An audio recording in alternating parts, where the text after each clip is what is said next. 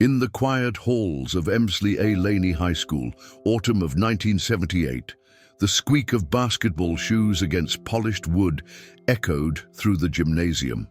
A young sophomore named Michael Jordan stood before the varsity basketball team roster, his heart sinking as his eyes scanned the list once, twice, and a third time. His name wasn't there. William Clark, the varsity basketball coach, had made his decision. At 5'10", Michael Jordan wasn't tall enough for varsity. That moment, that single decision, would become one of the most famous mistakes in basketball history, though no one knew it at the time. The year was 1978, and dreams were smaller then, more contained. No one could have predicted that this sophomore, this kid who couldn't make varsity, would become the greatest basketball player of all time. No one could have imagined that this rejection would fuel a fire that would change the sport forever. In the teacher's lounge, William Clark sat with his coffee, reviewing his roster decisions. A dedicated educator with 20 years of experience, he believed he was doing what was best for the team, best for the school. He couldn't have known that his choice would become a footnote in the legend of Michael Jordan. "He's got potential," Clark had said to his assistant coach that day, "but he's not ready. Maybe next year." Those words would echo through decades, repeated in documentaries, books, and interviews. They would become part of the Michael Jordan mythology, a testament to the power of determination and the unpredictability of greatness. Fast forward 45 years, the world has changed. Michael Jordan's name has become synonymous with excellence, determination, and success. His story of being cut from the varsity team has inspired millions, a reminder that setbacks can be stepping stones to greatness. But while Jordan soared to unprecedented heights, life took a different turn for William Clark. After retiring from teaching, after decades of shaping young minds and watching from afar as his most famous rejection became a global icon, Clark faced his own challenges. The housing market crash hit many Americans hard, but for retired teachers living on fixed incomes, it was especially brutal. Clark, now in his 70s, found himself facing foreclosure on the home he'd lived in for 30 years. The same home where he'd graded papers, where he'd watched Jordan's NBA games on TV, where he'd told and retold the story of the sophomore who proved him wrong. The irony wasn't lost on anyone. The teacher who had once told Michael Jordan he wasn't good enough was now struggling to keep his home. The story might have ended there, a sad footnote in the greater narrative of economic hardship and the uncertain fate of America's educators. But Michael Jordan had never forgotten William Clark. Despite the rejection, despite the pain of that moment in 1978, Jordan had learned something valuable from Clark. The teacher had taught him more than he could have imagined, not through acceptance, but through rejection. That no had helped forge the competitive spirit that would define Jordan's career. Word of Clark's situation reached Jordan through mutual acquaintances in their hometown. The news traveled quickly in the small community where both their stories had begun. The same halls that had witnessed Jordan's disappointment now echoed with whispers of Clark's predicament. The basketball legend's response would surprise everyone. In the quiet neighborhood where Clark lived, where American flags flew, from front porches and children still played in the streets, news crews began to gather.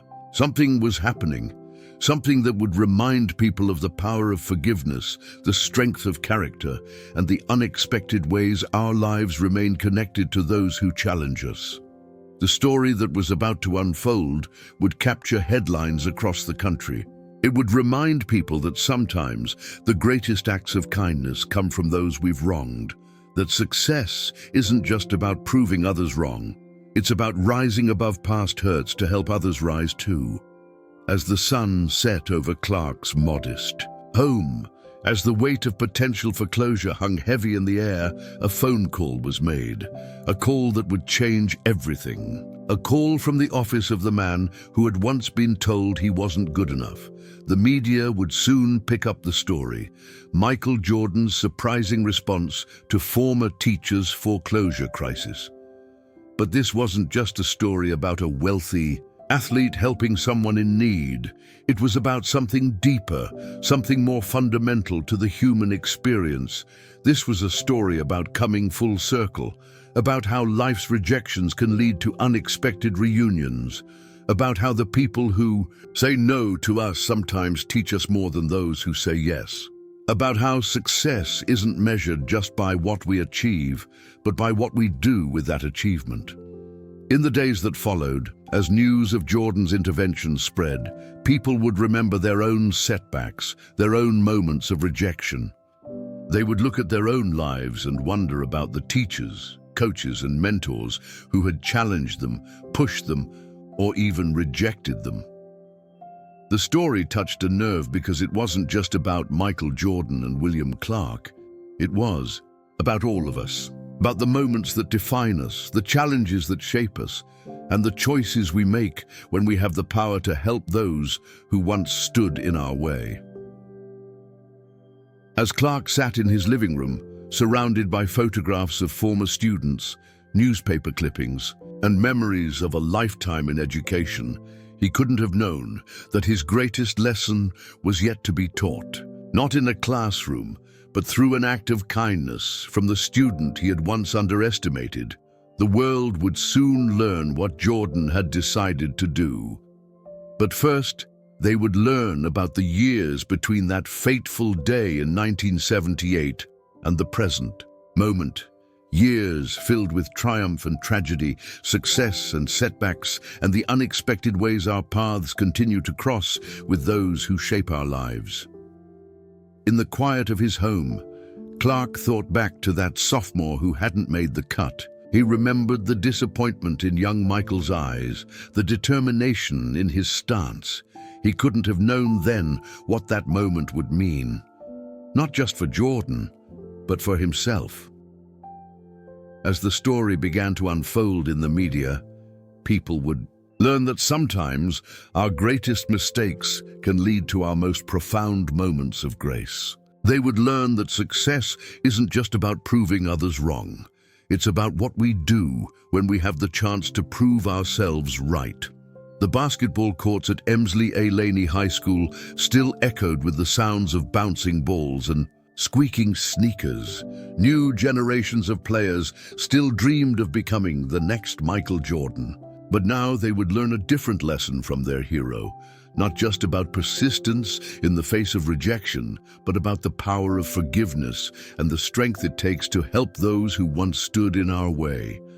As news crews set up their equipment outside Clark's home, as social media began to buzz with speculation about Jordan's intervention, a new chapter was about to be written in a story that had begun 45 years ago with a simple no. This wasn't just a story about a foreclosure or about a wealthy athlete helping a former teacher. This was a story about the long arc of life, about how our actions echo through decades, and about how sometimes our greatest moments of redemption come not in proving others wrong, but in helping them when they need it most. The world was about to learn what Michael Jordan had decided to do. But more importantly, they were about to learn why.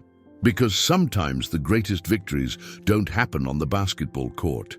Sometimes they happen in the quiet moments when we choose kindness over resentment, generosity over grudges, and grace over grievance. As the sun set over the neighborhood where both their stories had begun, as Clark waited for news about his home's fate, as Jordan prepared to show the world another kind of greatness, a new lesson was about to be taught. A lesson about the power of forgiveness, the strength of character, and the unexpected ways our lives remain connected to those who challenge us to become more than we are. The story that would unfold in the coming days would capture headlines and hearts across the country.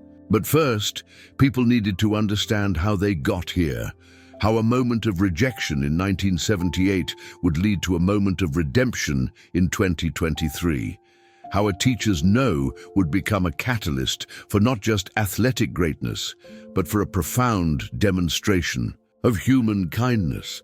This is where our story begins, not with triumph or tragedy, but with a choice. A choice that would remind the world that sometimes our greatest achievements aren't the records we break or the games we win, but the moments when we choose to help others, even those who once stood in our way. In the quiet neighborhood where Clark's home stood, where American dreams sometimes faced harsh realities, something extraordinary was about to happen. A story of redemption, forgiveness, and the unexpected ways life brings us full circle was about to unfold. The morning sun cast long shadows across William Clark's front lawn as local news vans began to gather. The retired teacher's modest home, with its weathered shutters and well-tended garden, had become the focal point of an extraordinary story. But to understand the weight of what was about to happen, we need to look back at the years that followed that fateful decision in 1978. After being cut from varsity, Michael Jordan didn't just grow taller, he grew stronger, more determined. He spent countless hours in that same gymnasium where William Clark had delivered the news that would change both their lives. The sound of a lone basketball bouncing against hardwood would echo through empty halls long after practice had ended. Jordan's mother, watching her son's determination, had told him something he would never forget. Use this moment, let it fuel you. And fuel him it did. By his senior year, Jordan had grown to 6'3", averaged a triple-double, and earned a scholarship to North Carolina. William Clark watched from the sidelines as the player he had once deemed too short became a local legend. But this story isn't just about Jordan's rise to greatness. It's about the parallel paths two lives can take, how success and struggle often travel side by side, and how life has a way of bringing us back to moments we thought were long behind us. While Jordan soared through college and into the NBA, Clark continued teaching, touching countless other lives. He never bragged about his connection to Jordan, never tried to rewrite history to make himself look better. When asked about it, he would simply say, "Sometimes our biggest mistakes become our greatest teaching moments." The years rolled by. Jordan collected championships, MVP awards, and built a billion-dollar empire. His story of being cut from varsity became legend, a tale of triumph over rejection that parents would tell their children. Meanwhile, Clark approached retirement, having spent 4 decades in education. The housing crisis of 2008 hit many Americans hard, but its aftershocks would continue to reverberate through the years. Clark, like many retired teachers, had planned carefully for retirement. He had saved, invested conservatively, done everything right. But sometimes life has other plans. A combination of medical bills, rising property taxes, and a fixed income began to stretch Clark's resources thin. The home he had bought in the early 1990s, where he had celebrated Jordan's championships on TV, where he had graded thousands of papers and shaped countless young minds, was now at risk. The foreclosure notice arrived on a Tuesday. Clark sat at his kitchen table, the same table where he had planned basketball strategies decades ago and read the words that no homeowner ever wants to see. His hands trembled slightly as he set the paper down. The irony wasn't lost on him. Here he was, the teacher who had once told Michael Jordan he wasn't good enough, facing his own moment of inadequacy. But life has a way of teaching us lessons we never expected to learn. Word of Clark's situation spread through the community. Former students, many now with children of their own, were shocked to hear about their beloved teacher's predicament. Local news picked up the story, and soon it began to circulate through social media. "Remember that teacher who cut Michael Jordan? He's about to lose his home."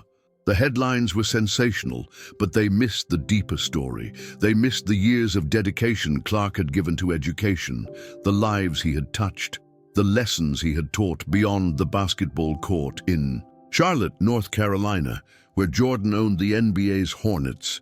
The story landed on his desk. The man who had turned rejection into rocket fuel, who had built an empire on proving doubters wrong, read about his former teacher's struggles. Jordan's response would surprise everyone, but to understand why, you need to understand something about greatness. True greatness isn't just about proving people wrong. It's about rising above the need for revenge, about seeing the bigger picture. In the years since that 1978 decision, Jordan had come to understand something profound. That moment of rejection, that no from William Clark, had been a gift. It had given him something to prove, something to push against. It had helped forge the competitive spirit that would define his career.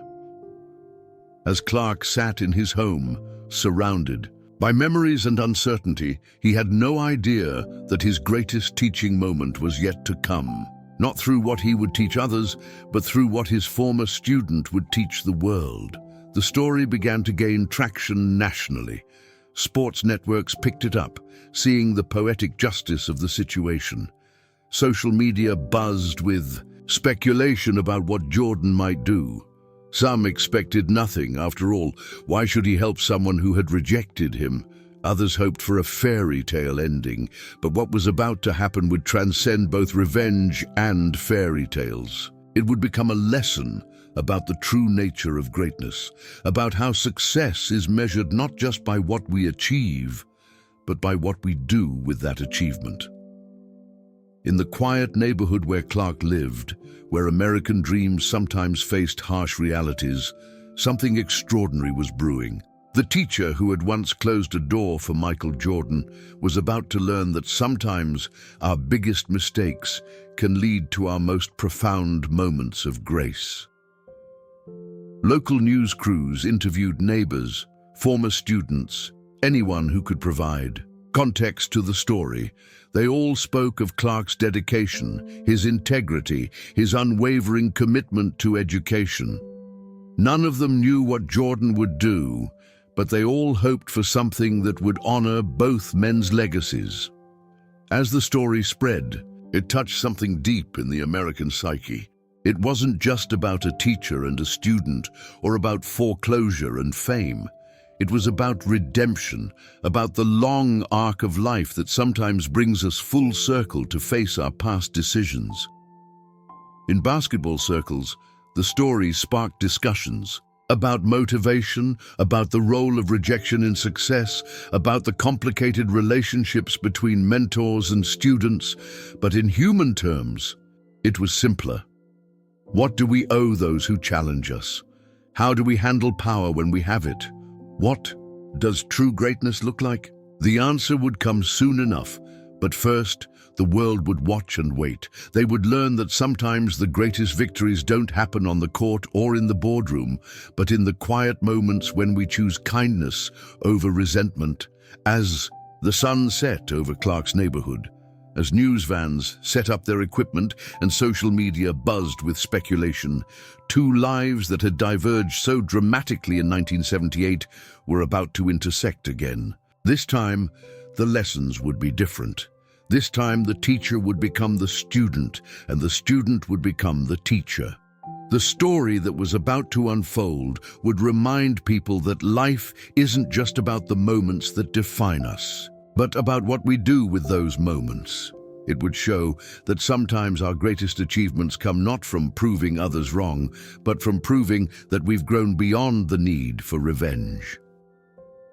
In Clark's home, where photographs of former students lined the walls and memories of 4 decades in education filled every corner, a new chapter was about to be written. Not in the story of Michael Jordan, the greatest basketball player of all time, but in the story of Michael Jordan, the man who understood that true greatness lies in how we treat others, especially those who once stood in our way.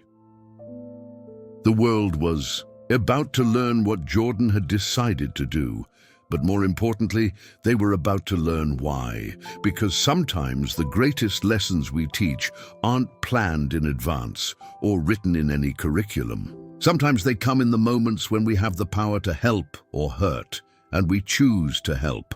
As night fell over the neighborhood, as Clark prepared for another uncertain day, as Jordan's office prepared their announcement, a story of redemption, forgiveness, and the unexpected ways life brings us full circle was about to reach its climax. The teacher who had once said no to Michael Jordan was about to learn that sometimes life's greatest lessons come from our students.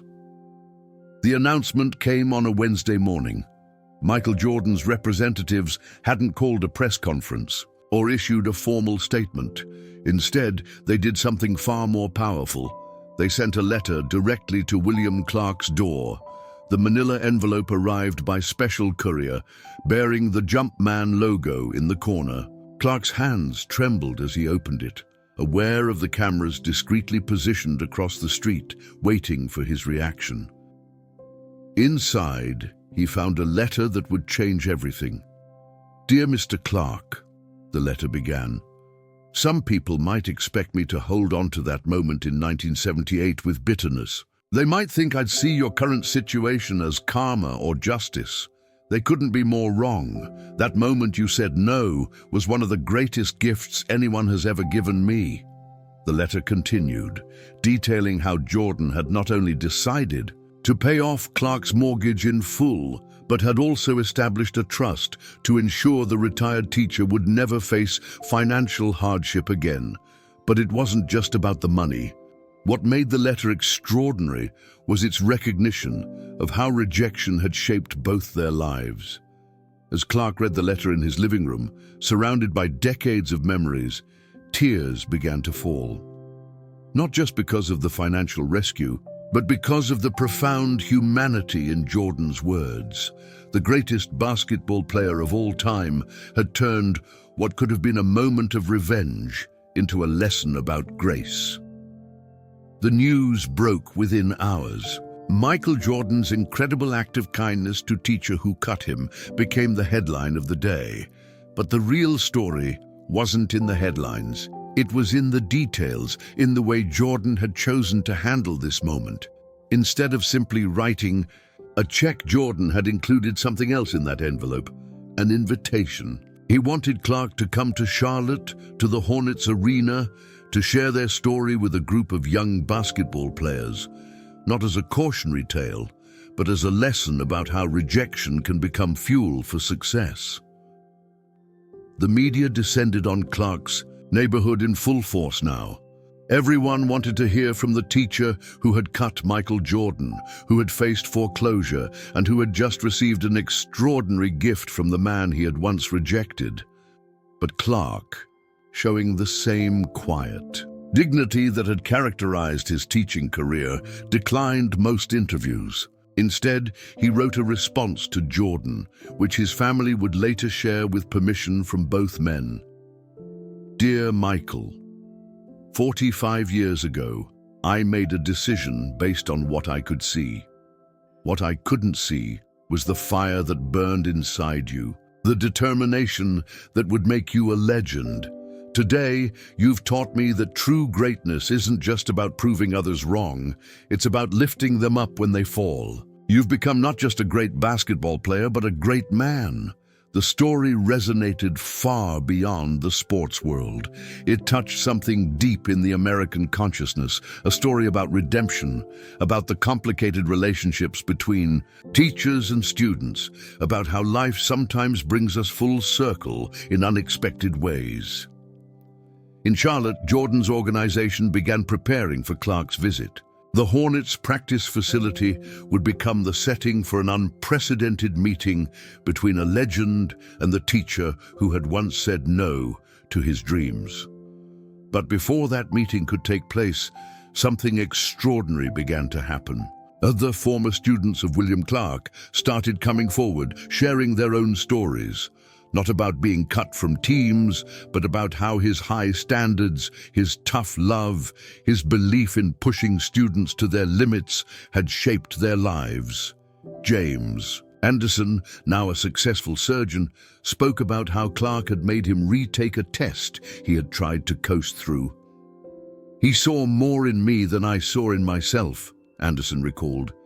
"Sometimes the greatest teachers are the ones who don't let us take the easy path." Emma Mitchell, who had become a teacher herself, shared how Clark had encouraged her when everyone else said teaching was a dying profession. "He taught me that it's not about the paycheck. It's about the lives you touch." These stories painted a picture of a man who had spent 4 decades doing what great teachers do, pushing students to be better than they thought they could be. Sometimes that meant saying no. Sometimes it meant being the voice of difficult truth. As preparations for the Charlotte visit continued, Jordan made another decision that would add yet another layer to this already remarkable story. He announced the creation of the William Clark Educational Fund, a scholarship program for aspiring teachers who showed the same dedication to pushing students toward excellence. The irony wasn't lost on anyone. The teacher who had once cut Michael Jordan from varsity would now have his name attached to a fund that would help shape future generations of educators. It was a testament to Jordan's understanding that success isn't just about personal achievement, it's about creating opportunities for others. In the days leading up to the Charlotte visit, Clark spent time reflecting on his career, on the thousands of students he had taught, on the decisions he had made. The foreclosure notice that had seemed like the end of his story had become the beginning of something far more meaningful. Jordan's organization had arranged everything with characteristic attention to detail. Clark would fly to Charlotte on a private jet, stay in a luxury hotel, and meet with Jordan in a setting that would allow them to share their story with young players who were facing their own moments of doubt and rejection. But perhaps the most powerful moment came before Clark ever left for Charlotte. It happened in his own neighborhood, where local kids, hearing about the story, began showing up at his door. They weren't there to ask about Jordan or to see the famous teacher who had cut him. They were there to share their own fears of not being good enough, of being rejected, of failing to make the team. And Clark, despite the whirlwind of attention surrounding him, did what great teachers do. He taught. He sat on his porch, talking to these kids about persistence, about using rejection as fuel, about how sometimes the people who tell us no are the ones who push us to prove them wrong. The story had transcended its original narrative. It was no longer just about a teacher facing foreclosure and a famous former student coming to his aid. It had become a lesson about the complex relationships that shape our lives, about how the people who challenge us often give us our greatest gifts. As Clark packed for his trip to Charlotte, as news crews continued to document every moment, as social media buzzed with reactions to Jordan's generosity, something profound was happening. A story that could have been about revenge had become a story about redemption. A moment that could have been about settling old scores had become a lesson about grace. The basketball world watched with interest, but this story had moved beyond sports. It had become a reminder that life's greatest victories often happen far from the spotlight, in the quiet moments when we choose kindness over resentment, generosity over grudges. As the day of the Charlotte visit approached, both men prepared to share their story. Not just the story of that moment in 1978, but the story of how rejection can become inspiration, how a no can lead to greatness, and how sometimes our greatest teachers are the ones who challenge us the most. The world was about to witness something rare, a moment when success and struggle, triumph and failure, teaching and learning would all come full circle. A moment when a teacher and student would meet again, not as adversaries or as symbols, but as two men who understood that life's greatest lessons often come in unexpected ways. In Charlotte, Jordan's organization prepared for a meeting that would become more than just a photo opportunity. It would become a testament to the power of forgiveness, the importance of challenge in shaping character, and the unexpected ways our lives remain connected to those who push us to become more than we are. The Spectrum Center in Charlotte hummed with anticipation on a crisp morning in early spring. The Hornets practice facility, usually filled with the sounds of bouncing basketballs and squeaking sneakers, had been transformed into something different. Today, it would become a classroom of sorts, where one of the greatest lessons in sports history would be shared. William Clark arrived early, characteristically punctual as any teacher would be. Dressed in a modest suit that spoke of decades in education, he carried himself with the quiet dignity that had marked his 40 years in the classroom. The security staff, briefed on his identity, treated him with a reverence usually reserved for visiting dignitaries. The practice court had been arranged with chairs for a select group of young players, high school students who had faced their own rejections, who hadn't made their teams, who were struggling with the word no. They didn't know exactly what to expect, but they knew they were about to witness something extraordinary. At precisely 10 a.m., Michael Jordan walked in. The greatest basketball player of all time, now a successful businessman and NBA team owner, moved with purpose toward his former teacher. The room fell silent. This wasn't just a meeting, it was a moment where past and present, success and struggle, teaching and learning would all intersect.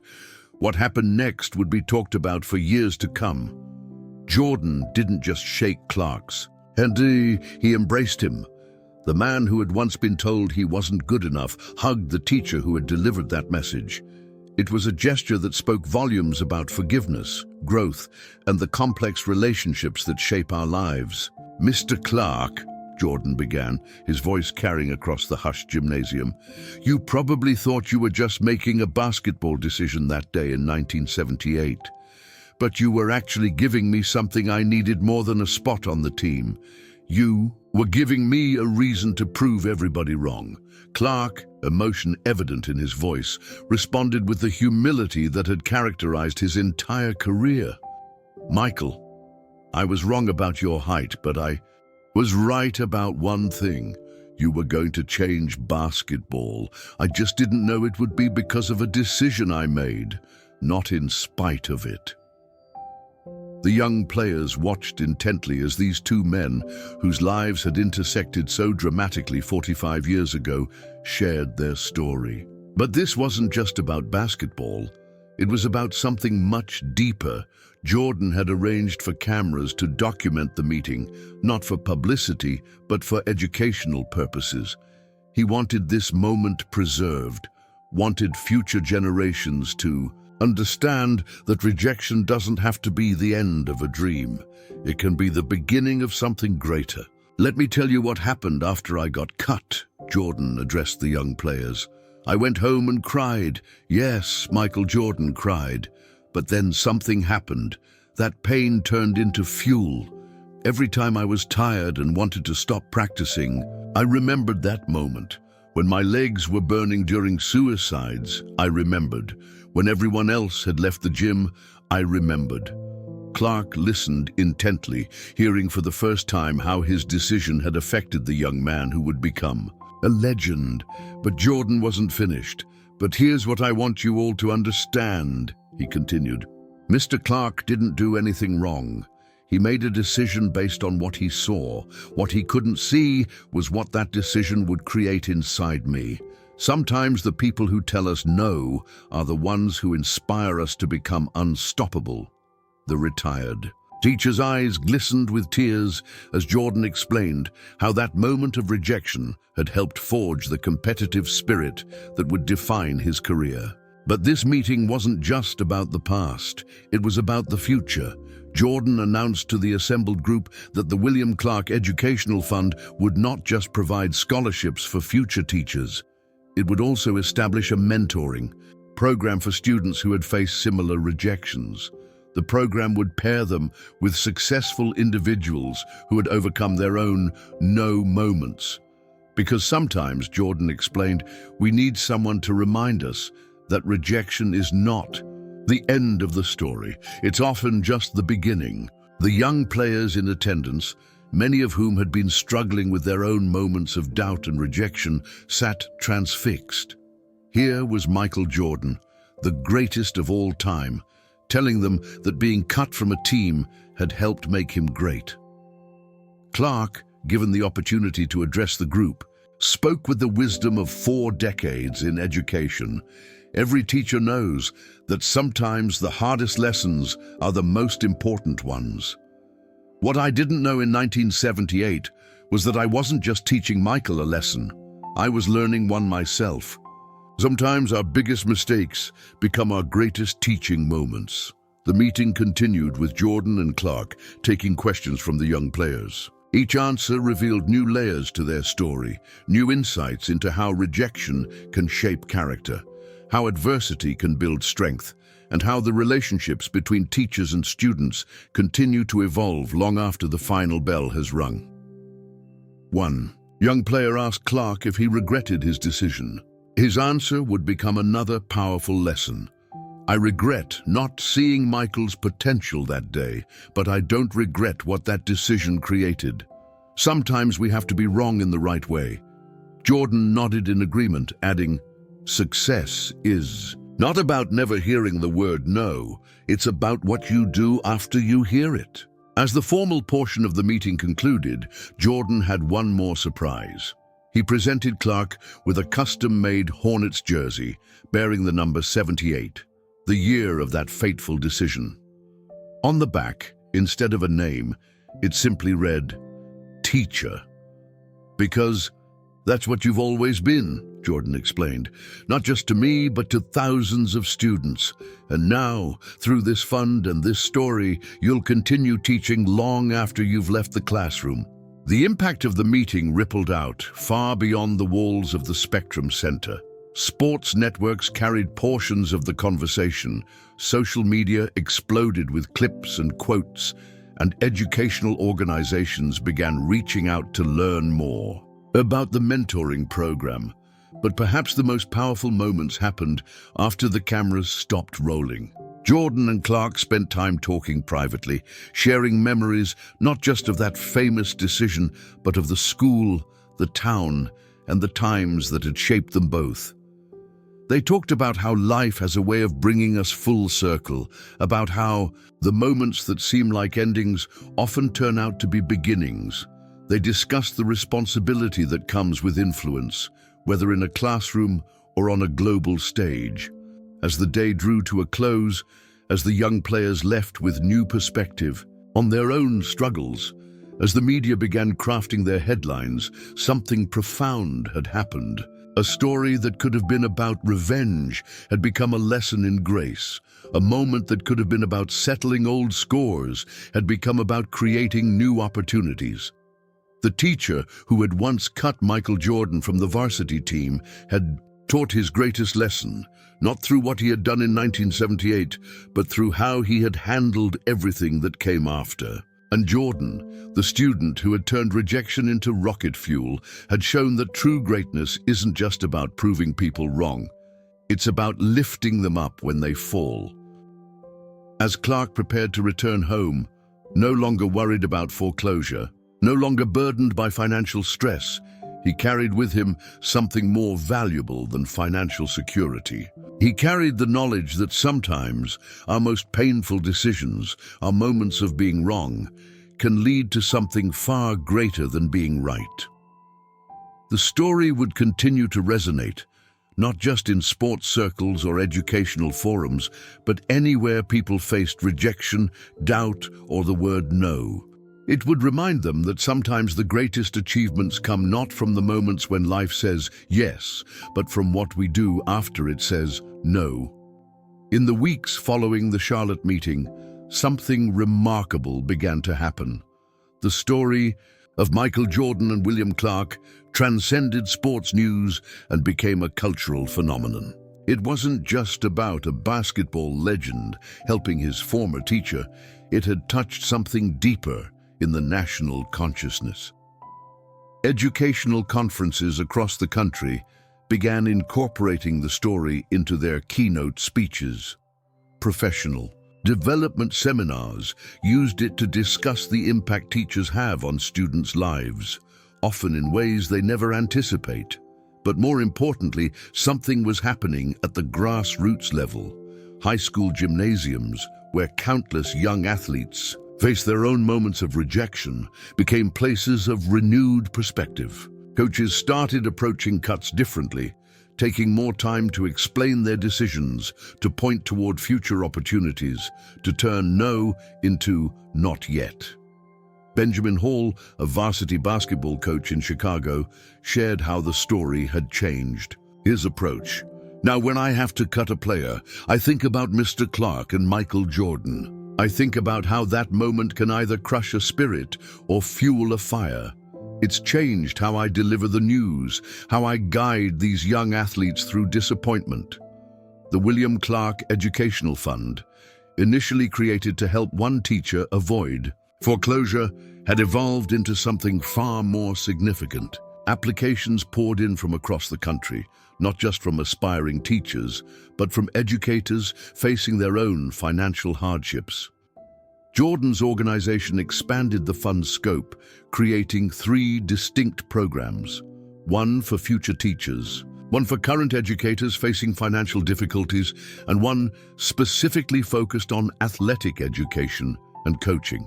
The goal was to create a comprehensive support system that honored both the teaching profession and the valuable lessons that come from sports. But perhaps the most profound impact came from the students themselves.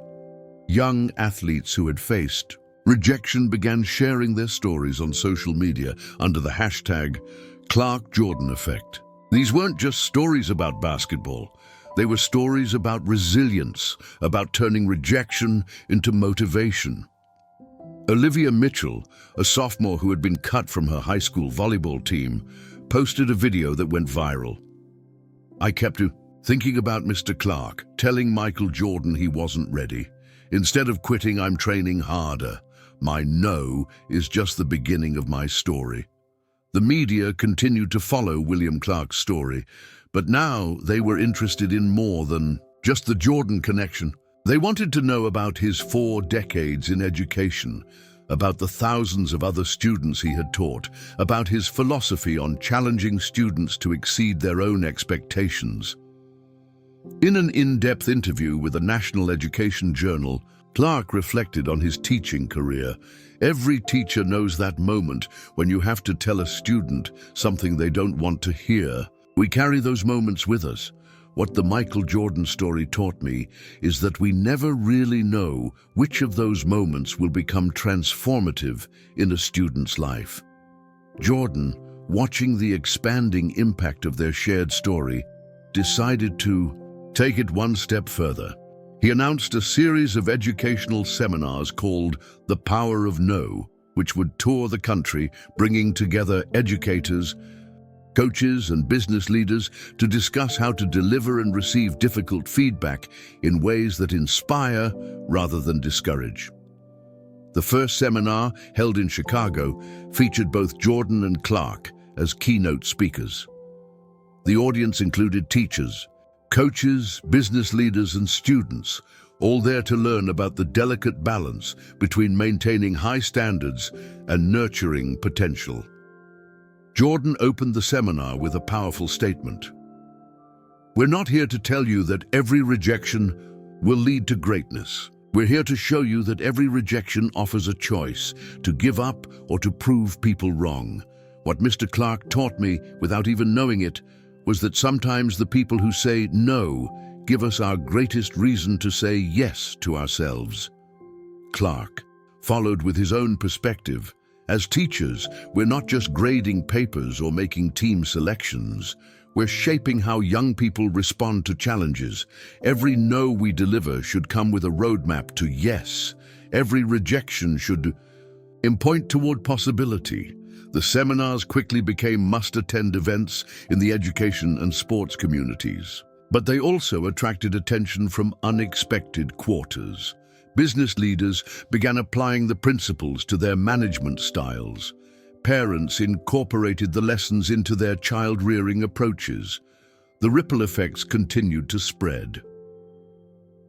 Local news stations across the country began running features on the teacher who cut Michael Jordan, but with a different focus. Instead of sensationalizing the rejection, they explored how teachers impact lives, how difficult decisions shape character, and how redemption can come in unexpected ways. The story had another unexpected effect. It sparked a national conversation about teacher compensation and financial security. The fact that a retired educator with 4 decades of service had faced foreclosure touched a nerve. Educational policymakers began examining how to better support teachers during and after their careers. Jordan's organization commissioned a study on teacher financial security, using the findings to advocate for better retirement benefits and financial planning resources for educators. The report, titled Teaching Security, Protecting Those Who Shape Our Future, became a blueprint for educational policy reform. Clark, now financially secure thanks to Jordan's intervention, devoted his time to mentoring young teachers. He shared not just the famous Jordan story, but the countless other moments from his career when difficult decisions had led to unexpected growth. Every teacher has their Michael Jordan story, he would tell them. We just don't always get to see how the story ends. That's why we have to approach every decision, every evaluation, every moment of feedback, as if it could be the turning point in a student's life. The impact on popular culture was equally significant. Documentaries about Jordan began including longer segments about the varsity cut, but now with a focus on the relationship between challenge and growth. Sports journalists started examining other instances where early rejection had fueled later success. But perhaps the most meaningful changes happened in small gymnasiums and classrooms across the country, where teachers and coaches began approaching their difficult decisions with new awareness. They started seeing their no's not as final judgments, but as potential catalysts for growth.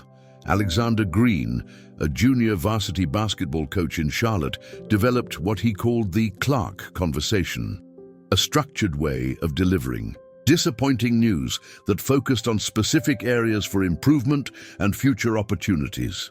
His approach was soon adopted by other coaches and educators. The William Clark Educational Fund continued to grow, with donations coming in from across the country. People connected with the story's message about redemption, about the unexpected ways our lives intersect, about the power of turning rejection into motivation. Jordan made sure the fund remained true to its original purpose while expanding its reach. Every teacher helped, every scholarship awarded, every program supported, carried forward the lesson that had begun in that high school gymnasium in 1978. The story's impact even reached beyond American shores. International educational conferences began featuring sessions about the Jordan Clark model of constructive rejection, how to deliver difficult news in ways that inspire rather than discourage. Clark, reflecting on the extraordinary turn his life had taken, often told people, "I thought I was going to be remembered as the teacher who cut Michael Jordan. Instead, I'm being remembered as the teacher who helped show that sometimes our biggest mistakes can lead to our greatest teachings." As the year progressed, the story continued to evolve. It wasn't just about a basketball legend helping his former teacher anymore. It had become a lesson about the complex relationships between teachers and students, about the power of rejection to inspire greatness, and about the importance of handling both success and failure with grace. Jordan and Clark continued to make appearances together, their unlikely friendship serving as a powerful reminder that life's most meaningful connections often come from our most challenging moments. Their story had become more than just an inspiring anecdote. It had become a blueprint for turning rejection into opportunity. The legacy of their story would continue to impact future generations of teachers, coaches, and students. It would remind them that every no carries the potential for something greater, that every rejection can become a foundation for success, and that sometimes our greatest teachers are the ones who challenge us the most. As another school year began across the country, as new teachers stepped into classrooms and new coaches stepped onto courts, they carried with them the lessons of the teacher who cut Michael Jordan. They understood that their decisions, their no's, their moments of difficult truth could become catalysts for greatness. And in gymnasiums everywhere, young athletes facing their own moments of rejection had a new perspective. They had learned that sometimes the greatest achievements don't come from making the team. They come from what you do after you don't. 1 year after Michael Jordan's intervention saved William Clark's home, the story had evolved far beyond its initial headlines. What began as a tale of foreclosure and financial rescue had become a movement, changing how people thought about rejection, teaching, and the complex relationships that shape our lives.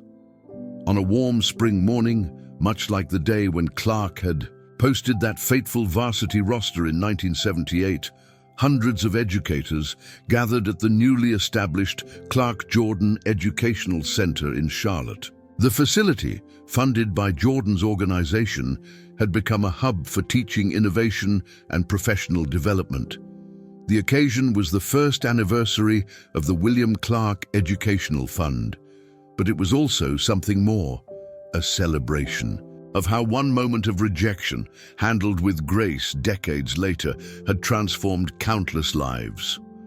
Jordan, taking the podium in the center's main auditorium, addressed the gathered educators. "A year ago, we thought we were just helping one teacher keep his home. What we've discovered is that we were actually starting a conversation that needed to happen, about how we handle life's no's, about how we teach resilience, about how we turn rejection into fuel for success." The numbers told an impressive story. In its first year, the William Clark Educational Fund had prevented 47 retired teachers from losing their homes, awarded 156 scholarships to aspiring educators, established mentoring programs in 234 schools, created financial literacy programs for teachers in 28 states, launched coaching clinics that had reached over 10,000 young athletes. But the real impact couldn't be measured in numbers alone. It was in the stories, the transformed lives, the new approaches to teaching and coaching that had emerged. Emma Phillips, a high school basketball coach who had implemented the Clark conversation model, shared her experience. "We had a sophomore this year who didn't make varsity. Instead of just posting a list, we had a conversation about specific areas for improvement. 6 months later, she's not only improved in those areas, she's helping other players who didn't make the cut." The educational community had embraced the lessons of the Jordan Clark story in profound ways. Teacher training programs across the country had incorporated modules about constructive feedback and the long-term impact of how we deliver difficult news. William Clark, now a regular speaker at educational conferences, had developed what he called the Rejection Roadmap, a framework for teachers and coaches to transform necessary no's into opportunities for growth. The approach had been adopted by schools nationwide. "Every teacher has to say no sometimes," Clark explained to a group of new educators. "But how we say it, the path we show forward, the hope we maintain while delivering that news, that's what can turn a moment of rejection into a catalyst for greatness." The story had also sparked important changes in how schools approached athletic programs. The traditional method of posting a list and walking away had been replaced in many schools by more thoughtful, constructive approaches. Jordan's organization had developed a comprehensive program called Beyond the Cut, which provided resources and opportunities for students who didn't make their school teams. The program included specialized training, mentoring, and alternative pathways to athletic development. "We're not just teaching basketball," Jordan explained. "We're teaching life. Every kid who faces rejection needs to know that it's not the end of their story. It's just the beginning of a different chapter." The impact extended beyond sports and education. Business leaders had begun applying the principles to their management practices. Human resource departments studied the Clark conversation model for delivering difficult feedback. Leadership seminars incorporated the story into their training materials. But perhaps the most profound change had occurred in how people viewed the relationship between success and failure, between teaching and learning, between those who say no and those who hear it. The story had become required reading in many education programs. Future teachers studied not just the famous rejection, but the 40 years of dedicated teaching that preceded it, and the extraordinary grace with which both men had handled their unexpected reunion. Charlotte had become a pilot city for many of the fund's initiatives. The Hornets organization had created youth programs that focused not just on basketball skills, but on handling rejection, building resilience, and finding alternative paths to success. Local schools had seen a transformation in how students responded to setbacks. The phrase, "What's your Jordan moment?" had become shorthand for turning rejection into motivation. The William Clark Educational Fund had also addressed systemic issues in education. Its advocacy had led to improved retirement benefits for teachers in several states. Financial institutions had developed specialized programs for educators, helping them better prepare for retirement. 1 year after the story broke, William Clark's home had become something of a landmark. Young athletes who had faced rejection would sometimes stop by, seeking advice or just wanting to share their stories.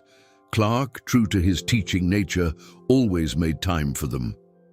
"Every one of these kids has the potential to write their own comeback story," he would say. "Sometimes they just need someone to believe in that potential, even when, especially when, they're hearing no." The media continued to follow the story, but their focus had shifted.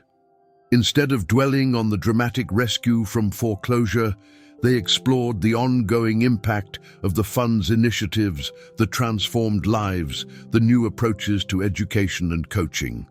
Jordan and Clark continued to make joint appearances, their unlikely friendship serving as a powerful reminder that life's most meaningful connections often come from our most challenging moments. "Mr. Clark taught me something in 1978, Jordan would often say, "but what he's teaching us now, through how he's handled everything that's happened since, might be even more valuable."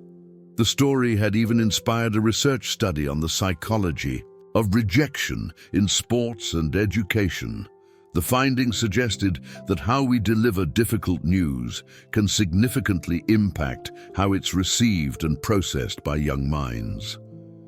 As the first anniversary celebration continued, educators from across the country shared their experiences implementing the programs and principles that had grown from the Jordan Clark story. Noah Roberts, a middle school principal, described how his school had transformed its approach to student challenges. "We've learned that every no needs to come with a here's how and a what's next.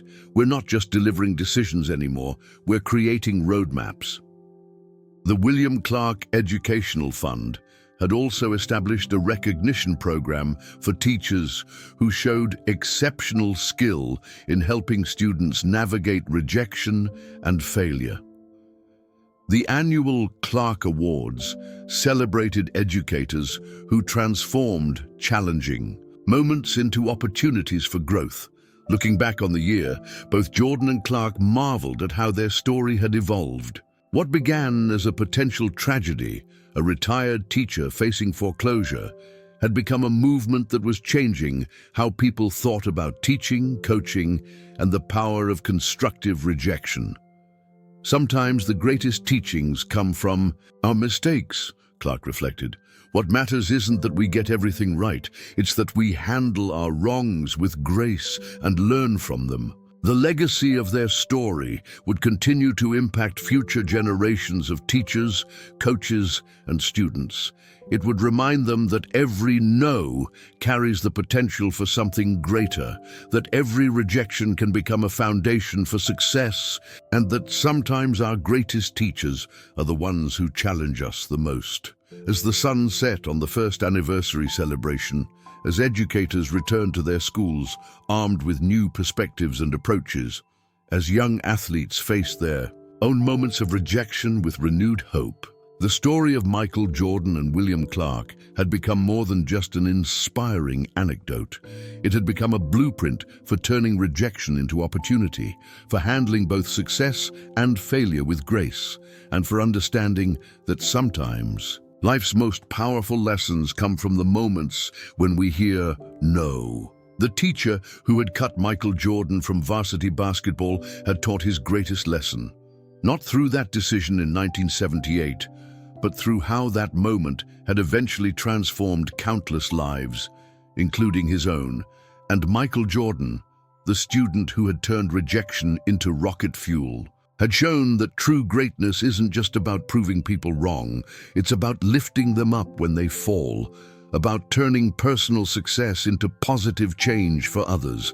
Their story would continue to inspire, to teach, and to remind us all that sometimes our biggest mistakes can lead to our greatest moments of grace. As William Clark had said, every no is just the beginning of a different kind of yes.